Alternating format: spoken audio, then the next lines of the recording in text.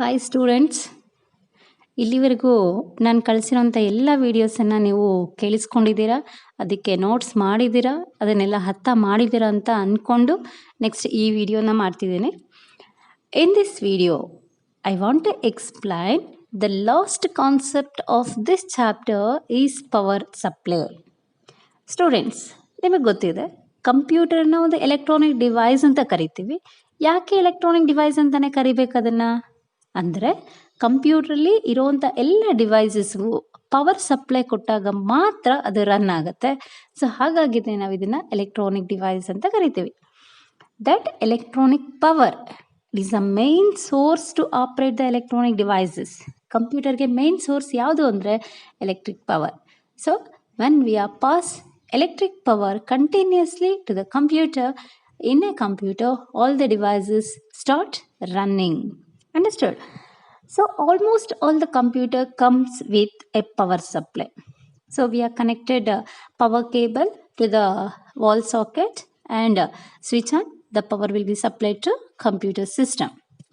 There are two types of power supply connected to a computer. ಕಂಪ್ಯೂಟರ್ಗೆ ನಾವು two ಟೈಪ್ಸಲ್ಲಿ ಪವರನ್ನು connect ಮಾಡ್ತೀವಿ. ಯಾವ್ಯಾವುದು ಅಂದರೆ, number 1 SMP-S, number 2 UPS. We are move to the first type of power supply, SMP-S. What is the full form of SMP-S? SMP-S stands for switch mode power supply. SMP-S stands for switch mode power supply. It is very important for 1 mark. They are asking expand SMP-S. An SMP-S converts AC power from an electronic outlet to the DC power needed by system components. So ಈ ಒಂದು SMP-S ಏನು ಮಾಡುತ್ತಂದರೆ, AC ಪವರನ್ನು electronic ಔಟ್ಲೆಟ್ಸ್ಗೆ ಬೇಕಾಗುವ DC power ಆಗಿ convert ಮಾಡಿ ಸಿಸ್ಟಮ್ಗೆ pass ಮಾಡುತ್ತೆ. SMP-S is a metal box in the rear end of the computer that is attached to the CPU cabinet and to the system board. So SMP-S ನಮಗೊಂದು metal box, ಇದನ್ನು ನಾವು CPU rear side ಅಂದರೆ back ಸೈಡಲ್ಲಿ ನೋಡ್ತೀವಿ. ಇದು ನಮಗೆ CPU ಕ್ಯಾಬಿನೆಟಲ್ಲಿ fix ಆಗಿರುತ್ತೆ. It's a moulded and it is attached to the system board. What is another name of system board? System board we are also called as a mother board of the computer. Then SMP-S, it is attached to motherboard. SMP-S contains the power cord plug and a fan for cooling because it generates a lot of heat. Students, ನಾನು ನಿಮಗೆ SMP-S ಇಮೇಜನ್ನು display ಮಾಡಿದ್ದೇನೆ. Image ನೋಡಿ, ಅದರಲ್ಲಿ ನಮಗೆ SMP-S card plug ಇದೆ. ಅಂದರೆ ನಾವು 3 pin ಪ್ಲಗ್ಗನ್ನು ನೋಡ್ತೀವಲ್ಲ, ಆ 3 ಪಿನ್ ಪ್ಲಗ್ಗನ್ನು ಸಾಕೆಟ್ಗೆ ಹಾಕ್ತೀವಿ. ಅದರ ಇನ್ನೊಂದು ಹೆಡ್ಡಲ್ಲಿ ನಮಗೆ 3 ಪ್ರಾಂಗ್ಡ್ ಪಿನ್ಸ್ ಇರುತ್ತೆ. ಆ 3 ಪ್ರಾಂಗ್ಡ್ ಪಿನ್ಸನ್ನು SMP-S ಕನೆಕ್ಟರ್ಗೆ ನಾವು ಕನೆಕ್ಟ್ ಮಾಡ್ತೀವಿ.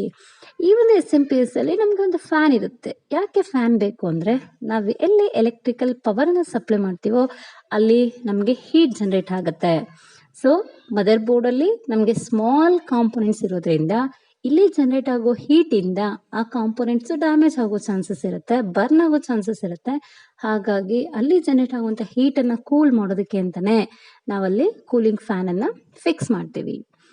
In a PC, the SMP-S converts 230 volts of AC to 5 to 12 DC volts, and it is around 180 to 300 watts or 450 watts and 500 watts. Students, you know the difference between volts and watts. Volt is a SI unit to measure the electrical differences and electronic force apply. So watts means it is a SI unit to measure the power. So ಈ ಒಂದು ಹೋಲ್ಸನ್ನು ವ್ಯಾಟ್ಸ್ಗೆ convert ಮಾಡುತ್ತೆ ಅದು SMP-S.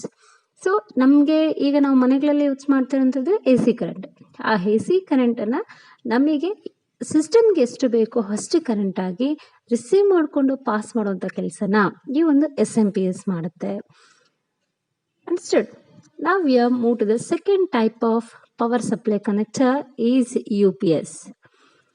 UPS full form is uninterruptible power supply. Expand UPS, uninterruptible power supply. An UPS is a power supply that indicates battery to maintain the power in the event of power failure. ಇವತ್ತು UPS ನಾವೇನಕ್ಕೆ use ಮಾಡ್ತೀವಿ? Power ಇದ್ದಾಗ ನಾವು ಸಿಸ್ಟಮನ್ನು use ಮಾಡ್ಬೋದು. ಆದರೆ power ಇಲ್ಲದೆ ಇರುವಾಗ ನಾವು ಸಿಸ್ಟಮನ್ನು use ಮಾಡಬೇಕಾದ್ರೆ ನಮಗೆ ಒಂದು ಬ್ಯಾಟ್ರಿ ಅವಶ್ಯಕತೆ ಇರುತ್ತೆ. ಆ ಬ್ಯಾಟ್ರಿಯನ್ನು ಚಾರ್ಜ್ ಮಾಡಿ ಅಲ್ಲಿಂದ ಬರುವಂಥ ಚಾರ್ಜಿಂದ ನಾವು ಕಂಪ್ಯೂಟರ್ನ ಯೂಸ್ ಮಾಡ್ಬೋದು. ಸೊ ಅದನ್ನು ನಾವು ಯು ಪಿ ಎಸ್ ಅಂತ ಕರಿತೀವಿ. And U P S is a power supply that indicates battery to maintain the power in the event of power failure. An UPS keeps a computer running for several minutes to few hours after a power failure, used to save data that is in RAM and then shut down the computer gracefully. ಇವತ್ತು ನಾವು you P S ಅನ್ನು use ಮಾಡಿ ಕಂಪ್ಯೂಟರ್ನ ಮಿನಿಟ್ಸಿಂದ ಅವರ್ಸ್ವರೆಗೂ use ಮಾಡ್ಬೋದು. ಯಾವಾಗ power failure ಆದಾಗ ಅಥವಾ power ಹೋದಾಗ. So ಯಾಕೆ ನಾವು ಯೂಸ್ ಮಾಡಲೇಬೇಕು ಪವರ್ ಹೋದಾಗ ಯು ಪಿ ಎಸ್ ಅನ್ನು ಅಂದರೆ, ನಾವು ಯಾವುದೋ ಒಂದು ಪ್ರೋಗ್ರಾಮನ್ನು ಅಥವಾ ಯಾವುದೋ ಒಂದು ಅಪ್ಲಿಕೇಶನನ್ನು ರನ್ ಮಾಡುವಾಗ ಸಡನ್ನಾಗಿ ಪವರ್ ಫೇಲ್ಯೂರ್ ಆದರೆ, ಸಿಸ್ಟಮ್ ಆಫ್ ಆದರೆ ನಮ್ಮ ಡೇಟಾ ರ್ಯಾಮಲ್ಲಿರೋದು ಡಿಲೀಟ್ ಆಗಿಬಿಡುತ್ತೆ. ಸೊ ಮತ್ತೆ ಇನ್ನೊಂದ್ಸರಿ ನಾವು ಫ್ರೆಶ್ ಆಗಿ ಅಷ್ಟು ಡೇಟಾನ ರನ್ ಮಾಡಬೇಕಾದ್ರೆ ತುಂಬ ಟೈಮ್ ತಗೊಳುತ್ತೆ. ಹಾಗಾಗಿ ನಾವೇನು ಮಾಡ್ತೀವಿ, ಪವರ್ ಫೇಲ್ಯೂರ್ ಆದಮೇಲೆ, ಪವರ್ ಹೋದ್ಮೇಲೆ ಈ ಒಂದು ಯು ಪಿ ಎಸ್ ಇಂದ ಪವರನ್ನು ರಿಸೀವ್ ಮಾಡಿಕೊಂಡು ರ್ಯಾಮಲ್ಲಿರುವಂಥ ಡೇಟಾನ ನಾವು ಬೇರೆ ಕಡೆ ಸೇವ್ ಮಾಡಿ ಕಂಪ್ಯೂಟರ್ನ ಒಂದು ಸ್ಟೆಪ್ ಬೈ ಸ್ಟೆಪ್ ಪ್ರೊಸೀಜರಿಂದ ಶೆಡ್ಯೂಲ್ ಮಾಡೋದಕ್ಕೆ ಹೆಲ್ಪ್ ಆಗುತ್ತೆ. ಅರ್ಥ ಆಯ್ತಲ್ವಾ? ಸೊ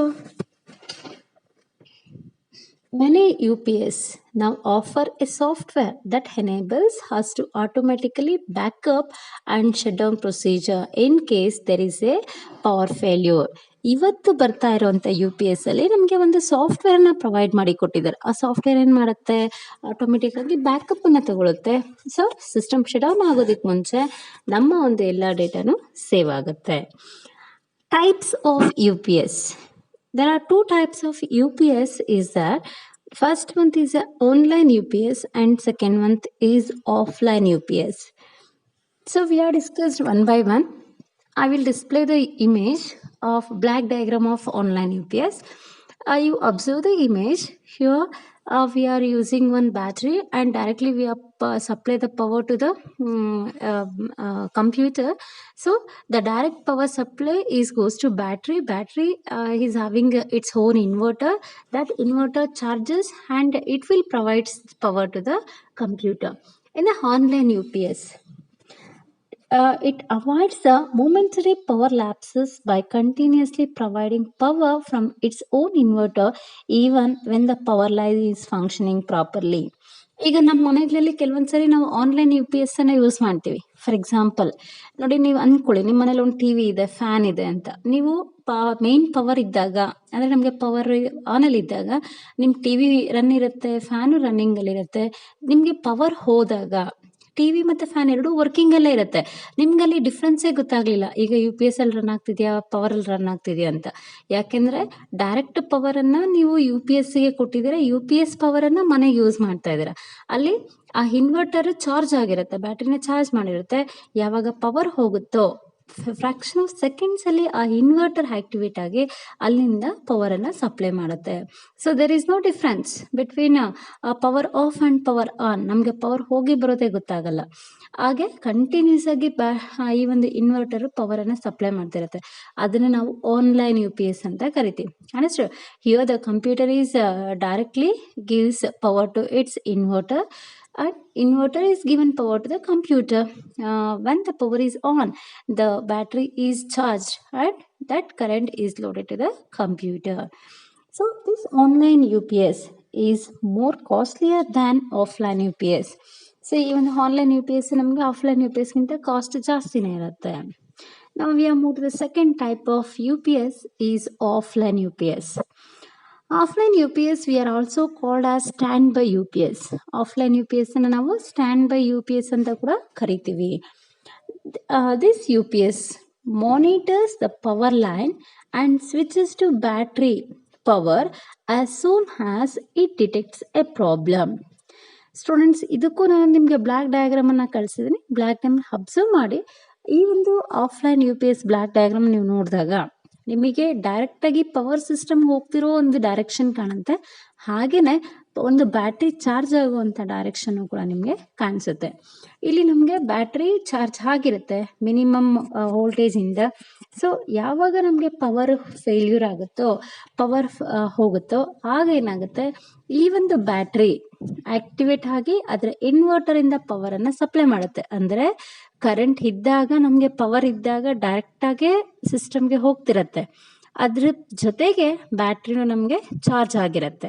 ಯಾವಾಗ ಪವರ್ ಆಫ್ ಆಗುತ್ತೋ ಆಗ ಇನ್ವರ್ಟರ್ ಆಕ್ಟಿವೇಟ್ ಆಗಿ ಇನ್ವರ್ಟರು ಕಂಪ್ಯೂಟರ್ಗೆ ಪವರನ್ನು ಸಪ್ಲೈ ಮಾಡುತ್ತೆ. ಈ ಆಫ್ಲೈನ್ UPS ಅನ್ನು ನೀವು ಫಸ್ಟ್ PUC ಅಲ್ಲಿ ಲ್ಯಾಬ್ ಪ್ರೋಗ್ರಾಮ್ಸನ್ನು ಎಕ್ಸಿಕ್ಯೂಟ್ ಮಾಡೋದಕ್ಕೆ ಕರ್ಕೊಂಡು ಹೋದಾಗ ನಾವು ನಿಮಗೆ ಸಜೆಷನ್ ಕೊಟ್ಟಿರ್ತೀವಿ. ಸ್ಟೂಡೆಂಟ್ಸ್ ನೋಡಿ, ಈಗ ಒಂದು ಸೌಂಡ್ ಬೀಪ್ ಸೌಂಡ್ ಬರುತ್ತೆ, ಪವರ್ ಫೇಲ್ಯೂರ್ ಆಗಿದೆ. ಸೊ ನೀವು ಮಾಡ್ತಿರೋಂಥ ಪ್ರೋಗ್ರಾಮ್ಸನ್ನು ಸೇವ್ ಮಾಡಿ ನೀಟಾಗಿ ಸಿಸ್ಟಮನ್ನು ಶಟ್ ಡೌನ್ ಮಾಡಿ ಅಂತ ಹೇಳ್ತೀವಿ. ಅಂದರೆ ನಮಗೆ ಪವರ್ ಫೇಲ್ಯೂರ್ ಗೊತ್ತಾಗುತ್ತೆ. ಪವರ್ ಫೇಲ್ಯೂರ್ ಗೊತ್ತಾದಾಗ few seconds to few minutes this offline UPS provides the power to the computer only to save the programs and shut down the system gracefully. ಅಂದರೆ ನಮಗೆ ಮಾಡ್ತಿರೋಂಥ ಪ್ರೋಗ್ರಾಮ್ನ save ಮಾಡಿ ಸಿಸ್ಟಮ್ನ ಶಟ್ ಡೌನ್ ಮಾಡೋಷ್ಟು time ಸಿಗುತ್ತೆ. ಆಗ ನಾವು ಡೇಟಾನ store ಮಾಡ್ಕೋಬೋದು. ಸೊ ಈ ಒಂದು ಆಫ್ಲೈನ್ UPS ಅಲ್ಲಿ ನಾವು ತುಂಬ ಲಾಂಗ್ ಟರ್ಮ್ಗೆ ಪವರನ್ನು ಸಪ್ಲೈ ಮಾಡೋದಕ್ಕೆ ಆಗಲ್ಲ. ಅರ್ಥ ಆಯ್ತಲ್ವಾ? So there are 2 types of UPS are available, online UPS and offline UPS.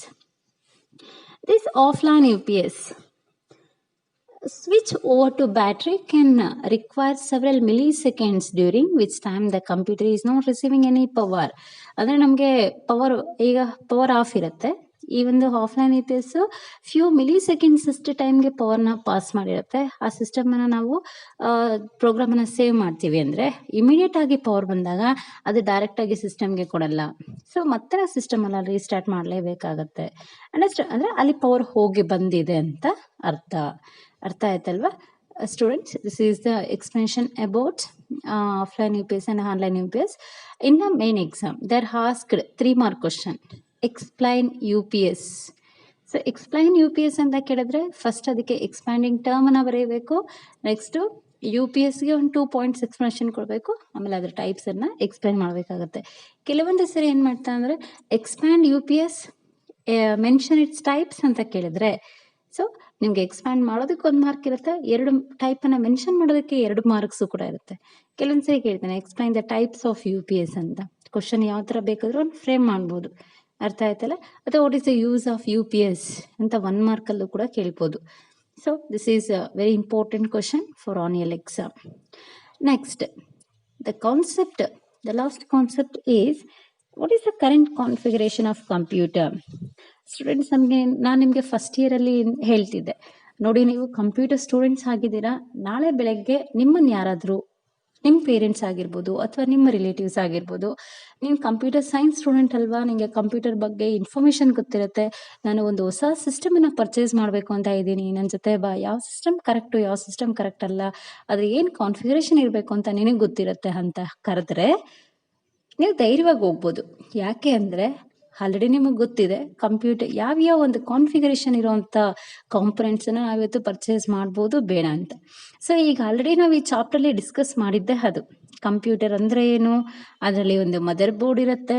Mother board ಅಂದರೆ ಏನು, ಅದರಲ್ಲಿ ಯಾವ್ಯಾವ ಟೈಪ್ ಆಫ್ ಮದರ್ ಬೋರ್ಡ್ ಇರುತ್ತೆ, ಅದರಲ್ಲಿ ಸ್ಟ್ಯಾಂಡರ್ಡ್ ಮದರ್ ಬೋರ್ಡ್ ಯಾವುದು, ಸೊ ಯಾವ್ಯಾವ ರ್ಯಾಮ್ ಇರುತ್ತೆ, ಹಾಗೆಯೇ ನಾವು ಯಾವ ಹಾರ್ಡ್ ಡಿಸ್ಕನ್ನು ತಗೋಬೋದು, ಸೊ ಸ್ಪೀಕರ್ಸ್ ಹೇಗಿರುತ್ತೆ, ಯಾವ ಟೈಪ್ ಆಫ್ ಸ್ಪೀಕರ್ಸನ್ನು ತಗೋಬೋದು, ಕೀಬೋರ್ಡ್ ಮತ್ತು ಮೌಸ್ ಇವತ್ತು ಯಾವ ಪೋರ್ಟ್ಸಲ್ಲಿ ಅವೈಲಬಿಲಿಟಿ ಇದೆ, ಇದೆಲ್ಲ ಕಾನ್ಸೆಪ್ಟ್ಸನ್ನು ಎಂಟೈರ್ ಚಾಪ್ಟರ್ಲಿ ನಾವು ಡಿಸ್ಕಸ್ ಮಾಡ್ತಾನೆ ಬಂದ್ವಿ.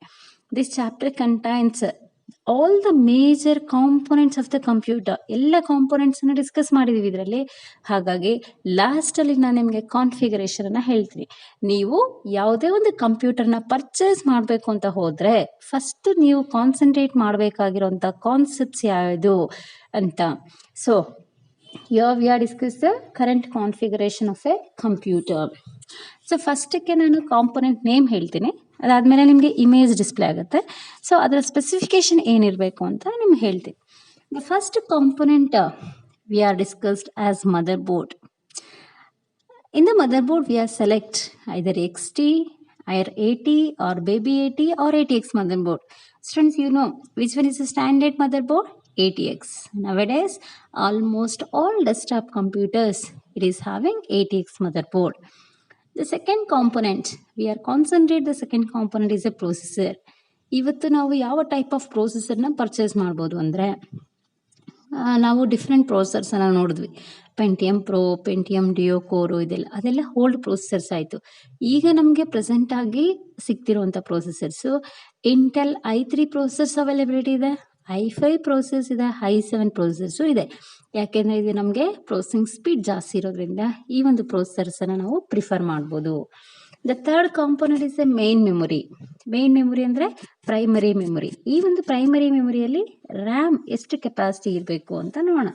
So we can purchase DDR1 RAM, DDR2 RAM or DDR3 RAMs. The capacity of RAM is 1 GB, 2 GB, 4 GB, 8 GB, 16 GB. ಅಂದರೆ ಇವತ್ತು ನಾವು ಈ ಒಂದು ಪ್ರೈಮರಿ ಮೆಮೊರಿ ಅಥವಾ ಮೇನ್ ಮೆಮೊರಿ ರ್ಯಾಮನ್ನು ಈ ಒಂದು ಕೆಪಾಸಿಟೀಸಲ್ಲಿ ಪರ್ಚೇಸ್ ಮಾಡ್ಬೋದು. Next the fourth component is secondary memory. Secondary memory, built in secondary memory ಯಾವುದು ಅಂದರೆ ಹಾರ್ಡ್ ಡಿಸ್ಕ್. ಸೊ ಆ ಒಂದು ಹಾರ್ಡ್ ಡಿಸ್ಕ್ನ ಇವತ್ತು ID ಪೋರ್ಟ್ಸಲ್ಲಿ ಅಥವಾ ಸಾರ್ಟ್ ಆಫ್ ಕನೆಕ್ಟರ್ಸಲ್ಲಿ ಪರ್ಚೇಸ್ ಮಾಡ್ಬೋದು. ಸೊ ಈ ಒಂದು ಸೆಕೆಂಡ್ರಿ ಮೆಮೊರಿ ಮಿನಿಮಮ್ ಆಗಿ ನಮಗೆ 500 GB ಕೆಪಾಸಿಟಿ ಇರುತ್ತೆ, ಸ್ಟೋರೇಜ್ ಕೆಪಾಸಿಟಿ ಇರುತ್ತೆ. ಈ 500 GB ನಮಗೆ 1 ಟೆರಾಬೈಟಷ್ಟು ಕೆಪಾಸಿಟಿ ಇರುವಂಥ ಹಾರ್ಡ್ ಡಿಸ್ಕು ಅವೈಲಬಿಲಿಟಿ ಇದೆ. ನಾವು ನಮಗೆ ಯಾವ ಪರ್ಪಸ್ಗೆ ಕಂಪ್ಯೂಟರ್ನ ಪರ್ಚೇಸ್ ಮಾಡ್ತೀವೋ ಅದಕ್ಕೆಷ್ಟು ಮಿನಿಮಮ್ ಮೆಮೊರಿ ಬೇಕಾಗುತ್ತೋ ಆ ಮೆಮೊರಿ ಇರುವಂಥ ಹಾರ್ಡ್ ಡಿಸ್ಕನ್ನು ಪರ್ಚೇಸ್ ಮಾಡ್ಬೋದು. Minimum 500 GB up to it will available 1 terabyte. Next the fifth component is cabinet with SMPS. ಈಗಾಗಲೇ ಡಿಸ್ಕಸ್ ಮಾಡಿದ್ವಿ. SMPS means switch mode power supply. It is built in a back side of the computer. ನಮ್ಮ computer CPU ನಮಗೆ back ಸೈಡಲ್ಲಿ CPU ಕ್ಯಾಬಿನೆಟಲ್ಲಿ back ಸೈಡಲ್ಲಿ SMPS ಬ್ಯಾಟ್ರಿನ fix ಮಾಡಿ ಇಟ್ಟಿರ್ತಾರೆ. ಸೊ ಆ ಒಂದು SMPSನ್ನು ನಾವು 450 ವ್ಯಾಟ್ಸ್ ಅಥವಾ 500 ವ್ಯಾಟ್ಸ್ ಪವರ್ ಕನ್ಸ್ಯೂಮ್ ಮಾಡುವಂಥ SMPSನ್ನು ಪರ್ಚೇಸ್ ಮಾಡ್ಬೋದು. Next component is keyboard and mouse. ಇವತ್ತು ಕೀಬೋರ್ಡು ಮತ್ತು ಮೌಸಸ್ ಡಿಫ್ರೆಂಟ್ ಟೈಪ್ಸ್ ಇದೆ. ಅದು ಫಸ್ಟ್ ಇಯರೆಲ್ಲ ಎಕ್ಸ್ಪ್ಲೈನ್ ಮಾಡಿದ್ವಿ, types of keyboards, types of ಮೌಸಸ್ ಎಲ್ಲ. ಇಲ್ಲಿ ನಾವು ನೋಡ್ತಿರೋಂಥದ್ದು ಯಾವ ಪೋರ್ಟ್ಸನ್ನು ಯೂಸ್ ಮಾಡಿ ಕೀಬೋರ್ಡ್ಸ್ ಮತ್ತು ಮೌಸಸನ್ನು ಕನೆಕ್ಟ್ ಮಾಡ್ಬೋದು ನಮ್ಮ CPU-ಗೆ. ಯಾಕೆಂದರೆ ನಾವು 3 ಟೈಪ್ಸಲ್ಲಿ ಯೂಸ್ ಮಾಡ್ಬೋದು. ಒಂದು ಅದಕ್ಕೆ ಅಂತಲೇ ಫಿಕ್ಸ್ ಆಗಿರುವಂಥ PS2 ಪಿನ್ಸನ್ನು ಯೂಸ್ ಮಾಡಿ ನಾವು ಕೀಬೋರ್ಡ್ ಮತ್ತು ಮೌಸನ್ನು ಕನೆಕ್ಟ್ ಮಾಡ್ತೀವಿ. ಯಾಕಂದರೆ ಈ ಒಂದು ಪೋರ್ಟ್ಸಲ್ಲಿ ಬೇರೆ ಯಾವುದೇ ಡಿವೈಸಸನ್ನು ಕನೆಕ್ಟ್ ಮಾಡೋಕ್ಕಾಗಲ್ಲ. Because these PS2 ports can be designed only for keyboard and mouse connect to the CPU. ಅದು ಬಿಟ್ಟರೆ we are using USB ports to connect keyboard and mouse. ಅಂದರೆ ಇವತ್ತು ನಾವು ಎಕ್ಸ್ಟ್ರಾ ಕೀಬೋರ್ಡ್ ತೊಗೋತೀವಿ. ಸಪೋಸ್ ನನ್ನ ಹತ್ರ ಲ್ಯಾಪ್ಟಾಪ್ ಇದೆ, ನಾನು ಅದಕ್ಕೆ ಇರೋವಂಥ ಕೀಬೋರ್ಡ್ ಯೂಸ್ ಮಾಡಲ್ಲ, ಅದು ಹಾಳಾಗುತ್ತೆ. ಎಕ್ಸ್ಟ್ರಾ ಒಂದು ಕೀಬೋರ್ಡನ್ನು ಯೂಸ್ ಮಾಡಬೇಕಾದ್ರೆ ನಮಗೆ USB ಪೋರ್ಟ್ಸ್ ಇರುತ್ತೆ. ಆ USB ಪೋರ್ಟ್ಸ್ಗೆ ಕೇಬಲ್ಸ್ ಇರುತ್ತೆ. ಸೊ ಆ ಥರ USB ಪೋರ್ಟ್ಸನ್ನು ಯೂಸ್ ಮಾಡಿ ಕೂಡ ನಾವಿವತ್ತು ಕೀಬೋರ್ಡ್ ಮತ್ತು ಮೌಸನ್ನು ಕಂಪ್ಯೂಟರ್ಗೆ ಕನೆಕ್ಟ್ ಮಾಡ್ಬೋದು. ಇದು ಬಿಟ್ಟರೆ ನಮಗೆ ವೈರ್ಲೆಸ್ ಕೀಬೋರ್ಡ್ಸ್ ಮೌಸಸ್ ಅವೈಲಬಿಲಿಟಿ ಇದೆ. ಯಾಕೆಂದರೆ ಈಗ ನಾವು ಸ್ಮಾರ್ಟ್ ಕ್ಲಾಸ್ ಮಾಡ್ತಿರ್ತೀವಿ, ಪ್ರೊಜೆಕ್ಟರ್ಸ್ ಯೂಸ್ ಮಾಡ್ತೀವಿ, ನಮಗೆ CPU ಎಲ್ಲೋ ಇರುತ್ತೆ, ನಾವು ಪೋಡಿಯಮ್ ಹತ್ರ ಕೀಬೋರ್ಡಿಗೆ ಮೌಸ್ ಯೂಸ್ ಮಾಡ್ತೀವಿ, ನಿಮಗೆ ಸ್ಕ್ರೀನ್ ಮೇಲೆ ಡೇಟಾ ಬರ್ತಿರುತ್ತೆ. ನಾವು ಡೇಟಾನ ಅಲ್ಲಿ ರನ್ ಮಾಡಿಸ್ಬೇಕಾದ್ರೆ, ಮೂವ್ ಮಾಡಿಸ್ಬೇಕಾದ್ರೆ ಸಿಸ್ಟಮ್ ಮುಂದೆ ಕೂರೋಕ್ಕಾಗಲ್ಲ. ಸೊ ಹಾಗೇನು ಮಾಡ್ತೀವಿ, ವೈರ್ಲೆಸ್ ಅಂದರೆ ಒಂದು ಅಡಾಪ್ಟರ್ನ ಕನೆಕ್ಟ್ ಮಾಡಿರ್ತೀವಿ. ಆ ಅಡಾಪ್ಟರ್ ನಮಗೆ ಕೀಬೋರ್ಡ್ ಮತ್ತು ಮೌಸನ್ನು ಕಂಪ್ಯೂಟರ್ ಕನೆಕ್ಟ್ ಮಾಡಿರುತ್ತೆ. ಯಾವುದೇ ವೈರ್ ಕನೆಕ್ಷನ್ ಇರಲ್ಲ ಅಲ್ಲಿ. ಸೊ ನಾವು ಮೀಟರ್ ಡಿಸ್ಟೆನ್ಸಲ್ಲಿ, ಕೆಲವೊಂದು ಮೀಟರ್ ಡಿಸ್ಟೆನ್ಸಲ್ಲಿ ಅಂದರೆ ಅರೌಂಡ್ 10 ಮೀಟರ್ ಡಿಸ್ಟೆನ್ಸಲ್ಲಿ ನಾವು ಯೂಸ್ ಮಾಡ್ಕೋಬೋದು ವೈರ್ಲೆಸ್ ಕೀಬೋರ್ಡ್ ಮತ್ತು ಮೌಸಸ್. ಅಂದರೆ ನಮಗೆ PS2 ಪಿನ್ಸಲ್ಲಿ ಕನೆಕ್ಟ್ ಮಾಡುವಂಥ ಕೀಬೋರ್ಡ್ ಮೌಸಸ್ಸು ಸಿಗುತ್ತೆ. ಅದನ್ನು ನೀವು ಪರ್ಚೇಸ್ ಮಾಡ್ಬೋದು. USB ಪೋರ್ಟಲ್ಲಿ ಸಿಗುವಂಥ ಮೌಸ್ ಕೀಬೋರ್ಡನ್ನೇ ಪರ್ಚೇಸ್ ಮಾಡ್ಬೋದು, ಅಥವಾ ವೈರ್ಲೆಸ್ ಕೀಬೋರ್ಡ್ ಮೌಸನ್ನು ಕೂಡ ನೀವು ಪರ್ಚೇಸ್ ಮಾಡ್ಬೋದು. Next monitor. ಮಾನಿಟರ್ ಅಂತ ಬಂದಾಗ 4 ಟೈಪ್ಸ್ ಆಫ್ ಮಾನಿಟರ್ಸನ್ನು ಕಾಮನ್ ಆಗಿ ನೋಡ್ತೀವಿ. ಒಂದು CRT, ಅದು ಕ್ಯಾಥೋಡ್ ರೇ ಟ್ಯೂಬ್, ಅದು ಡೂಮ್ ಲೈಕ್ ಸ್ಟ್ರಕ್ಚರ್. ಹೇಳಿದ್ದೆ ಓಲ್ಡ್ TVs ಯಾವ ಥರ ಇರುತ್ತೋ ಅದೇ ಥರ ಇರ್ತಿತ್ತು ಮುಂಚೆ ಮಾನಿಟರ್ಸ್ ಅಂತ. ಆದರೆ ಈಗ ಆ ಮಾನಿಟರ್ಸ್ ನಾವೆಲ್ಲೂ ನೋಡೋದಕ್ಕೂ ಸಿಗಲ್ಲ, ತುಂಬ ರೇರ್ ಅದು. ಈಗ ನಮಗಿರೋದು LCD, LED, TFT ಮಾನಿಟರ್ಸ್ ಇದೆ. ಅದು ನಮಗೆ ಕಂಪ್ಯೂಟರ್ಗೆ ಅಂತ ಅಂದ್ಕೊಂಡ್ರೆ, ನಾಟ್ ಫಾರ್ ಟೆಲಿವಿಷನ್, ಕಂಪ್ಯೂಟರ್ಗೆ ಅಂದ್ಕೊಂಡ್ರೆ 15 ಇಂಚಸ್ ಅಥವಾ 17 ಇಂಚಸ್ ಕಲರ್ ಮಾನಿಟರ್ಸನ್ನು ಪ್ರಿಫರ್ ಮಾಡ್ಬೋದು.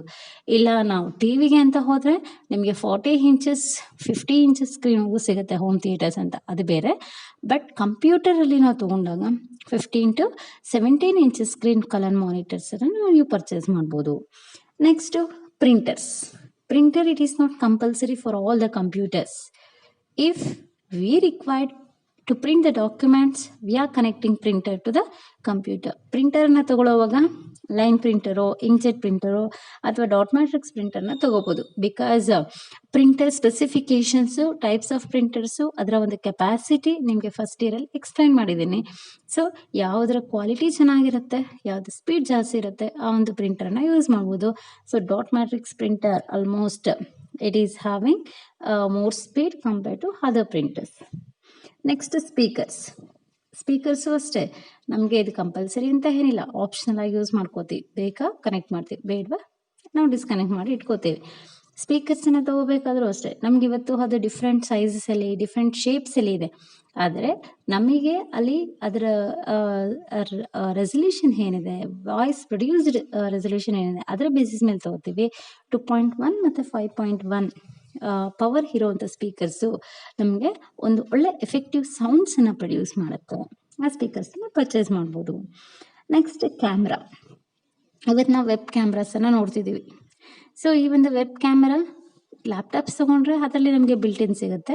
ಆದರೆ ಡೆಸ್ಕ್ಟಾಪ್ಸಲ್ಲಿ ಇವತ್ತು ಕೆಲವೊಂದು ಟೈಪ್ ಆಫ್ ಮಾನಿಟರ್ಸಲ್ಲಿ ಮಾತ್ರ ಇದೆ, ಆದರೆ ಎಲ್ಲ ಟೈಪ್ ಆಫ್ ಮಾನಿಟರ್ಸಲ್ಲಿ ಕೊಟ್ಟಿಲ್ಲ. ಅದು ನಾವು ಅಫಿಷಿಯಲ್ ಆಗಿ ಏನು ಕಾಲೇಜ್ ಪರ್ಪಸ್ಗೆ ಯೂಸ್ ಮಾಡ್ತೀವ, ಆಫೀಸ್ ಪರ್ಪಸ್ಗೆ ಯೂಸ್ ಮಾಡ್ತೀವ, ಅಥವಾ ಪರ್ಸ್ನಲ್ ಆಗಿ ಮನೇಲಿ ಒಬ್ರು ಯೂಸ್ ಮಾಡ್ತೀವ, ಇದ್ರ ಬೇಸಿಸ್ ಮೇಲೆ ಒಂದು ಕ್ಯಾಮ್ರಾ ಇರೋವಂಥ ಮಾನಿಟರ್ಸ್ನ ಪರ್ಚೇಸ್ ಮಾಡ್ಬೋದು. ಆದರೆ ನಮಗೆ ಮಾನಿಟರ್ ಕ್ಯಾಮ್ರಾ ಇಲ್ಲ ಅಂದಾಗ, so we are purchasing extra monitor device, extra camera device. That camera we are selected based on pixel. ಕ್ಯಾಮ್ರಾನ ನಾವು ಅದರ ಪಿಕ್ಸೆಲ್ಸ್ ಮೇಲೆ ಪರ್ಚೇಸ್ ಮಾಡಬೇಕಾಗುತ್ತೆ. ಯಾಕೆ ಅಂದರೆ ಸ್ಟೂಡೆಂಟ್ಸ್, ಇವತ್ತು ನೀವು ಮೊಬೈಲ್ ಬಗ್ಗೆ ತುಂಬ ತಿಳ್ಕೊಂಡಿದ್ದೀರ. ಮೊಬೈಲ್ ತೊಗೊಂಡಾಗ ಫಸ್ಟು ನೀವು ನೋಡೋದು ಅದರ ಇಂಟರ್ನಲ್ ಮೆಮೊರಿ ಎಷ್ಟಿದೆ, ಹಾಗೆ ಸ್ಟೋರೇಜ್ ಕೆಪಾಸಿಟಿ ಎಷ್ಟಿದೆ ಅಂತ ನೋಡ್ತೀರಾ. ಅದಾದಮೇಲೆ ನಿಮಗೆ ಫಸ್ಟು ಅದರ ಡಿಸ್ಕ್ರಿಪ್ಷನ್ ಏನು ನೋಡ್ತೀರಾ ಅಂದರೆ ಕ್ಯಾಮ್ರಾ.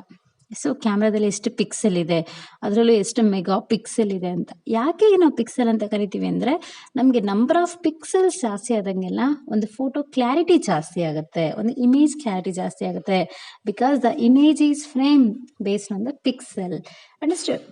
ಸೊ ಈ ಒಂದು ಪಿಕ್ಸೆಲ್ ರೇಟ್ ಜಾಸ್ತಿ ಆದಂಗೆಲ್ಲ ಇಮೇಜ್ ಕ್ಲಾರಿಟಿ ಬರುತ್ತೆ ಅಂತಾನೆ ನಾವು ಐ ರೆಸಲ್ಯೂಷನ್ ಪಿಕ್ಸೆಲ್ಸ್ ಇರೋವಂಥ ಕ್ಯಾಮ್ರಾಸನ್ನು ಪರ್ಚೇಸ್ ಮಾಡ್ತೀವಿ. ನೆಕ್ಸ್ಟ್ ಯು ಪಿ ಎಸ್ ಅಲ್ಲಿ ಆಫ್ಲೈನ್ ಯು ಪಿ ಎಸ್ಸನ್ನು ಪರ್ಚೇಸ್ ಮಾಡ್ಬೋದು ಅಥವಾ online U P S purchase ಮಾಡ್ಬೋದು. ಇವತ್ತು ನೀವು online U P S purchase ಮಾಡ್ತೀರಾ ಅಂದರೆ ಮನೆಗಳಿಗೆ ಅಥವಾ ಆಫೀಸ್ಗೆ ಅಥವಾ ಕಂಪ್ಯೂಟರ್ಗೆ ಅಂದರೆ ನಿಮಗೆ ಎಷ್ಟು ಹವರ್ಸಿಗೆ ಬೇಕು, 1 hour ಬ್ಯಾಕಪ್ ಬೇಕಾ, 2 hours ಬ್ಯಾಕಪ್ ಬೇಕಾ, ಅಥವಾ 5 hours ಬ್ಯಾಕಪ್ ಬೇಕಾ, ಇದ್ರ ಬೇಸಿಸ್ ಮೇಲೆ ರೇಟ್ ಚೇಂಜಸ್ ಇರುತ್ತೆ. ಆ ಒಂದು ಯು ಪಿ ಎಸ್ಸನ್ನು ನೀವು ಪರ್ಚೇಸ್ ಮಾಡ್ಬೋದು. Next mic. ಇವತ್ತು ನೋಡಿ ನಾವು ಪಾಠ ಮಾಡಬೇಕಾದ್ರೆ ಮೈಕ್ ಯೂಸ್ ಮಾಡ್ತೀವಿ ಅಲ್ವಾ, ಇಲ್ಲ ಅಂದರೆ ಸೌಂಡ್ ಎಫೆಕ್ಟ್ಸ್ ಕಮ್ಮಿ ಇರುತ್ತೆ. ಸೊ ಆ ಥರ ನಾವು ಇವಾಗ ಏನು ಕಾನ್ಫರೆನ್ಸ್ ಮೀಟಿಂಗ್ ಅಟೆಂಡ್ ಮಾಡಿದಾಗ, ಕಾನ್ಫರೆನ್ಸ್ ಕಾಲ್ಸ್ ಹಾಕಿದಾಗ, ಅಥವಾ ಕಂಪ್ಯೂಟರಿಂದ ನಾವೇನಾದರೂ ವಾಯ್ಸನ್ನ ರೆಕಾರ್ಡ್ ಮಾಡಬೇಕು ಅಂದಾಗ, ಅಥವಾ ನಮಗೆ ವಾಯ್ಸ್ ಎಫೆಕ್ಟಿವ್ ಇರಬೇಕು, ಅದು ಸೌಂಡ್ ಜಾಸ್ತಿ ಬೇಕು ಅಂದಾಗ ನಾವು ಮೈಕ್ಸನ್ನು ಯೂಸ್ ಮಾಡೋದು ಸಹಜ. ಆ ಒಂದು ಮೈಕು ಕೂಡ ಇವತ್ತು ನಾವು ಎಕ್ಸ್ಟರ್ನಲ್ ಡಿವೈಸ್ ಆಗಿ ಸಿಸ್ಟಮ್ಗೆ ಕನೆಕ್ಟ್ ಮಾಡ್ತೀವಿ USB ಪೋರ್ಟ್ಸಿಂದ. ಆ ಮೈಕನ್ನು ನೀವು ಪರ್ಚೇಸ್ ಮಾಡಬೇಕಾದ್ರೆ ಅದರಲ್ಲಿ ನಿಮಗೆ ಡಿಜಿಟಲ್ ಮೈಕ್ಸ್ ಇರುತ್ತೆ ಮತ್ತು ಅನಲಾಗ್ ಮೈಕ್ಸ್ ಇರುತ್ತೆ. ಸೊ ಯಾವತ್ತು ನೀವು ಅನಲಾಗ್ ಮೈಕನ್ನು ತಗೊಂಡ್ರೆ ತುಂಬ ಒಳ್ಳೆಯದು. ಸೊ ಇದಿಷ್ಟು ತಿಳ್ಕೊಂಡಿದ್ರೆ ಆರಾಮ್ಸೆ ಒಂದು ಒಳ್ಳೆ ಕಂಪ್ಯೂಟರ್ನ ನೀವು ಮಾರ್ಕೆಟಲ್ಲಿ ಪರ್ಚೇಸ್ ಮಾಡ್ತಾ ಹೋಗ್ಬೋದು. ಆ್ಯಂಡ್ ಬೇರೆಯವರು ಹೇಳೋದ್ರಿಂದ ನಾವು ಮೋಸ ಹೋಗೋದು ಜಾಸ್ತಿ. ನಮಗೆ ಕಾನ್ಸೆಪ್ಟ್ಸ್ ಗೊತ್ತಿದ್ದಾಗ ಅವರು ಹೇಳೋವಂಥ ಸುಳ್ಳನ್ನು ನಾವು ಈಸಿಯಾಗಿ ನಂಬೋದಕ್ಕೆ ಆಗಲ್ಲ. ಸೊ ನಾವೇ ಸ್ವಲ್ಪ ತಿಳ್ಕೊಂಡಿದ್ರೆ ಅವ್ರು ನಮ್ಮನ್ನು ಮೋಸ ಮಾಡೋದು ಕಡಿಮೆ ಆಗುತ್ತೆ. Students, you are the computer science students, you know minimum knowledge about computer ಅಲ್ವಾ. ಕಂಪ್ಯೂಟರ್ ಬಗ್ಗೆನಾದರೂ ನಮಗೆ ನಾಲೆಡ್ಜ್ ಇರಲೇಬೇಕು. ಮ್ಯಾಕ್ಸಿಮಮ್ ನಾವು ಕೊಡೋಕ್ಕಾಗಲ್ಲ. ಈಗ ಮ್ಯಾಕ್ಸಿಮಮ್ ಅಂದರೆ ಅದರೆಲ್ಲ ಕಾಂಪೊನೆಂಟ್ಸ್, ಡಿಸ್ಕ್ರಿಪ್ಷನ್ಸ್ ಅದನ್ನೆಲ್ಲ ಹೇಳೋಕ್ಕಾಗಲ್ಲ. ಆದರೆ ಒಂದು ಕಂಪ್ಯೂಟರ್ನ ಪರ್ಚೇಸ್ ಮಾಡಬೇಕಾದ್ರೆ ನಮ್ಗೆ ಎಷ್ಟು ಮಿನಿಮಮ್ ನಾಲೆಡ್ಜ್ ಬೇಕೋ ಅಷ್ಟನ್ನಂತೂ ನಾವು 100% ಇಲ್ಲಿ ಪಡ್ಕೊಂಡಿದ್ದೀರಾ ಅಂತ ಅಂದ್ಕೋತೀನಿ. ಸ್ಟೂಡೆಂಟ್ಸ್, ಇದಿಷ್ಟು first chapter contents. First chapter typical configuration of computer system ಬಗ್ಗೆ ನಿಮ್ಗೆ ಅರ್ಥ ಆಗಿದೆ ಅನ್ಕೋತೀನಿ. ಈ ವಿಡಿಯೋನ ಕೇಳಿಸ್ಕೊಳ್ಳಿ. ನೆಕ್ಸ್ಟ್ ಇವತ್ತು ಈವ್ನಿಂಗ್ ಒಳಗಡೆ ನಾನು ನಿಮಗೆ ಈ ಚಾಪ್ಟರ್ ಕ್ವಶನ್ ಬ್ಯಾಂಕ್ ಕಳಿಸ್ತೀನಿ. ಅದರಲ್ಲಿ ನಿಮಗೆ 1 ಮಾರ್ಕ್ ಕ್ವಶನ್ಸ್ ಇರುತ್ತೆ ಮತ್ತು 3 ಮಾರ್ಕ್ ಕ್ವಶನ್ಸು ಕೂಡ ಇರುತ್ತೆ.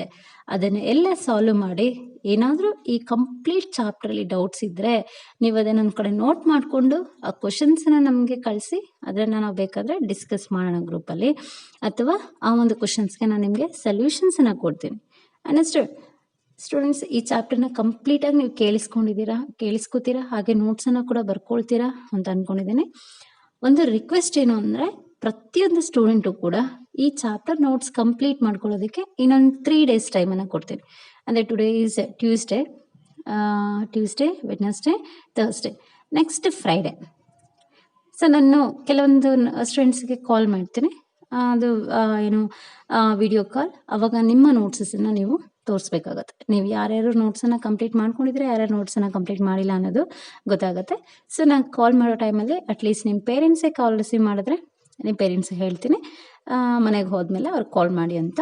ಇಲ್ಲ ನೀವೇ ರಿಸೀವ್ ಮಾಡೋದಾದರೆ ನೀವು ಕಂಪ್ಲೀಟ್ ಮಾಡ್ಕೊಂಡಿರಿ, ಅಷ್ಟರಲ್ಲಿ ನೀವು ಕಂಪ್ಲೀಟ್ ಮಾಡ್ಕೊಂಡಿರೋ ನೋಟ್ಸನ್ನು ನಾನು ಹಾಗೆ ರೆಫರ್ ಮಾಡ್ತೀನಿ, ನಿಮ್ಮ ನೇಮ್ಸನ್ನು ಟಿಕ್ ಮಾಡ್ತಾ ಹೋಗ್ತೀನಿ. ಓಕೆನಾ?